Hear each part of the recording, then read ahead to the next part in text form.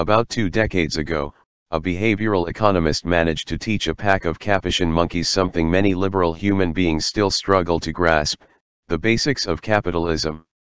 According to a report from the New York Times published back in 2005, the lessons occurred at a laboratory at Yale-New Haven Hospital, where behavioral economist Keith Chen sought to discover what would happen if 7 Capuchin monkeys were granted their own currency.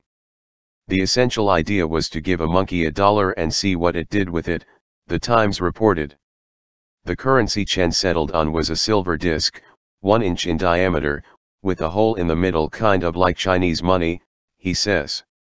Though it took a few months to teach the monkeys that these tokens were valuable as a means of exchange for a treat such as Jell-O cubes or grapes, they eventually got it.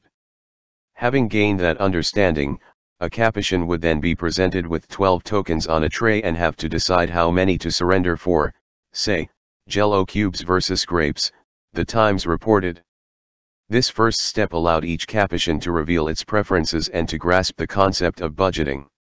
The next step involved testing the monkey's ability to comprehend the notion of utility maximization, which Business Dictionary defines as an attempt by a consumer to get the greatest value possible from expenditure of least amount of money, i.e., spend less, get more.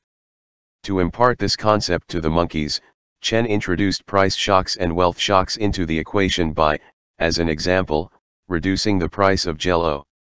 The goal was to see whether the monkeys would adjust their purchasing habits by buying more Jell-O and fewer grapes. Stunningly, the monkeys did exactly that. Capuchins adhered to the rules of utility maximization and price theory. When the price of something falls, people tend to buy more of it, the Times explained. Amazing. Now, while these monkeys clearly possess only the most rudimentary understanding of money, I still feel like they could teach the average liberal activist a lot, assuming monkeys could talk, of course.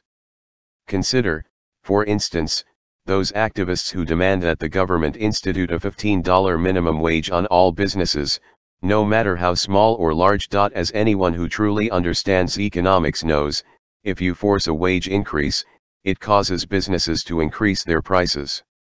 This in turn leads to reduced demand, reduced revenue and, eventually, layoffs. It's called economics, and clearly, monkeys get some of it, maybe even more than liberals, in fact.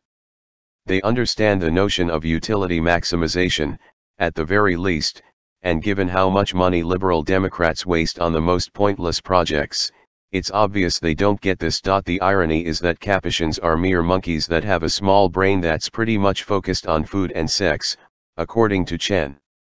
Yet even with these tiny brains, 7 Capuchin monkeys managed to grasp the basics of capitalism. Remember the TV show Are You Smarter Than a Fifth Grader? Well, I have a similar question for liberals: are you smarter than a Capuchin monkey?